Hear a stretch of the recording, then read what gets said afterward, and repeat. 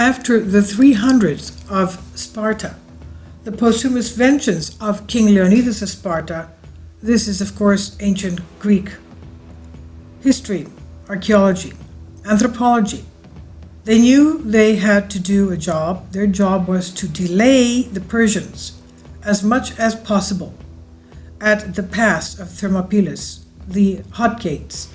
They're called hot gates because there are fissures, there's mud pots underneath that area of that mountain, and it's volcanic.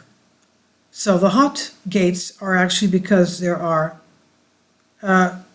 mud pots, fissures, hydrothermal springs right there. And in fact, people used to go there in antiquity, and they go there even today for hot spring baths. And their job was to delay the Persians as much as possible so that the Greeks just south of that would be able to reinforce themselves with men and arms to defend themselves against the Persian horde that was coming to take over Greece. So, in fact, they had a way of, it was like a type of a ritual. They would, first of all, the Spartans had their hair long. And let's remember from the Old Testament that we know from the book of Maccabees that the Spartans knew that they were Hebrews. The Spartans were Hebrews. That's why they never went to the Battle of Marathon to help the Athenians, because it was their Rosh Hashanah. They came 2 days after the battle, after the Rosh Hashanah was over. They never used to eat pork. They were always a very fit race for combat, and they kept their hair long, just like the Nazarenes did, for example, and they would fix their hair before going into battle. They were very handsome and beautiful, and it was a way for them to show that that was also part of their strength. So we got that out of the way. They are definitely, the Spartans, the people from Argos were definitely Hebrew, and you can confirm that from the book of the Maccabees. Now, this is by Stephen McCalmy on Collective Spark, by Ancient Origins by Riley Winters, mythologically descending from the hero Hercules.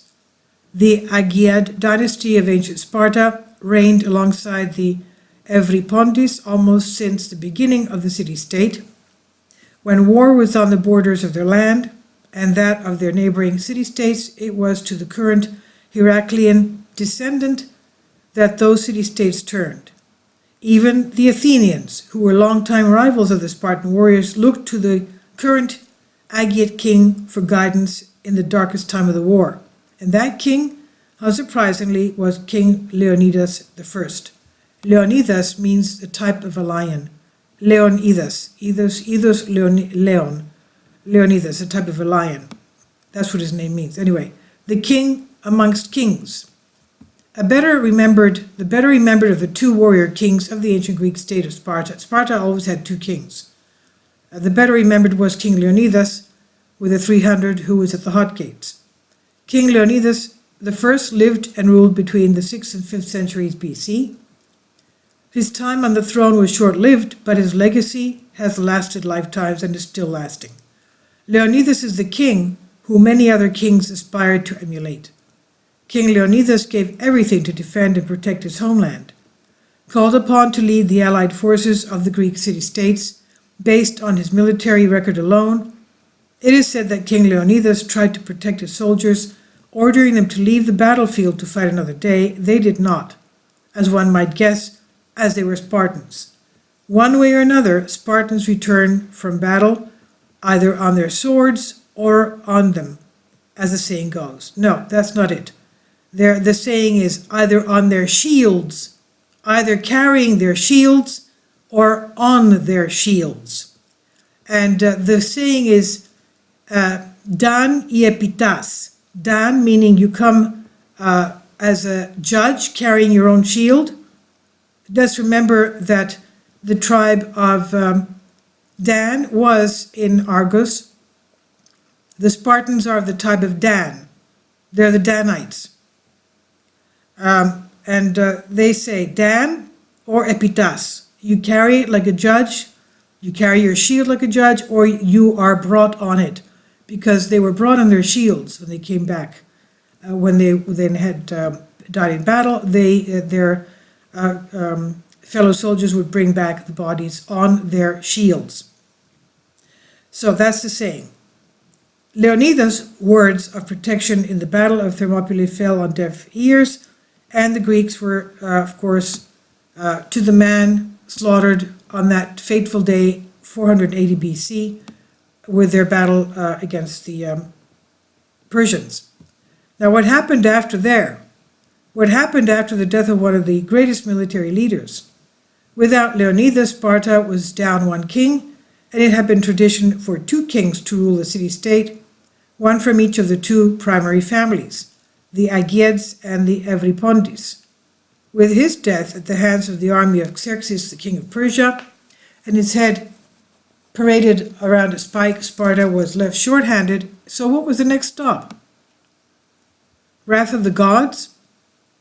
If one believes that the ancient Greek gods, as the city-states clearly did, it is impossible not to see the vengeance those gods encouraged through their mortal soldiers following the death of Heracles' descendant, Leonidas.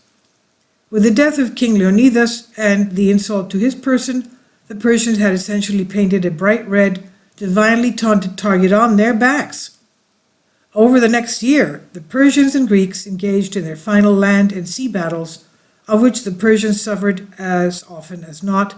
Salamis and Plataea, two of the most decisive Greek victories, officially turned the tide in favor of the Greeks. In fact, a better vengeance could not have been written for King Leonidas. The Greeks, who had not forgotten the slaughter of Thermopylae, the hot gates, returned the favor in spades at the Battle of Plataea. The ancient historian Herodotus, 5th century BC, is one of the primary sources of this battle. Following a stalemate around the Persian camp constructed in Plataea, the Persians were unintentionally, though it was lucky for the Greeks, lulled into a sense of victory. Having cut off the Greeks from their supply lines, the Persians believed the few Greeks who retreated to regain those connections represented the whole army. The subsequent Persian attack quickly proved them wrong. The Greek allies literally had the high ground, and a defeat of those Persian forces led by Mardonius was relatively swift.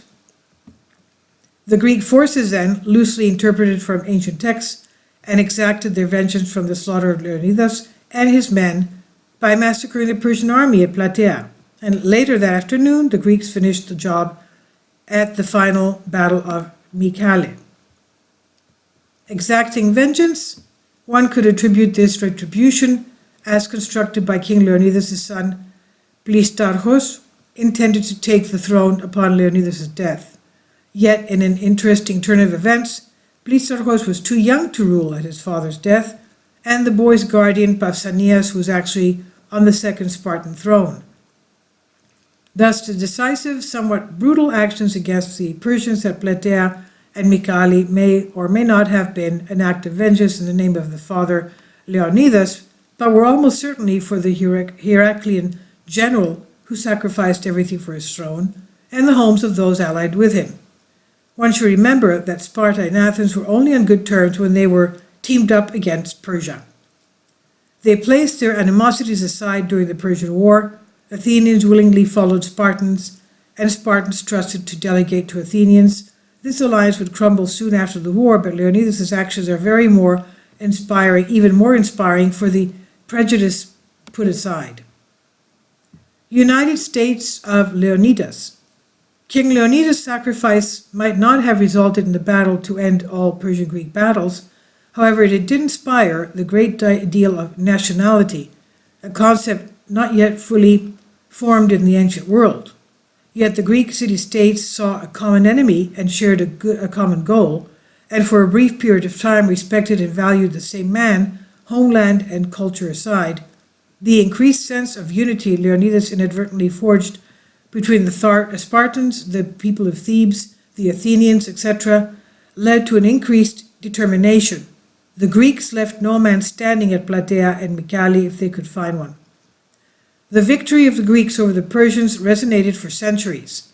and Leonidas' name is remembered far better than those of the men who returned home with their shields rather than on them.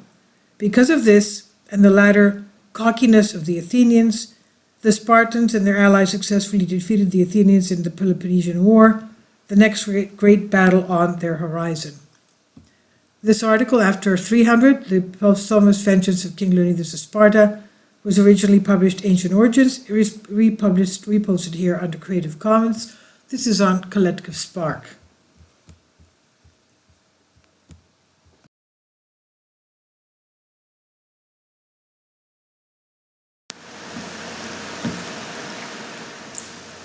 If you'd like to join me on my Patreon account, you will hear content not covered by mainstream media. These riveting stories will be based on my research, and I will state my opinions and give my personal insight on diverse and controversial subjects and world events not covered by mainstream media, and not supported by YouTube guidelines. So whatever I have on my Patreon, most of those will not be on my YouTube channel. Please consider becoming a member today.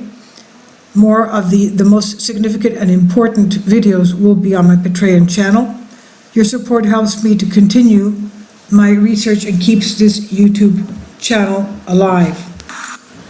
And we depend on your support, your generous charity, because we help economically challenged families here in Athens, Greece, in Kapota, and we also help the young generation with university tuition and the community around our church.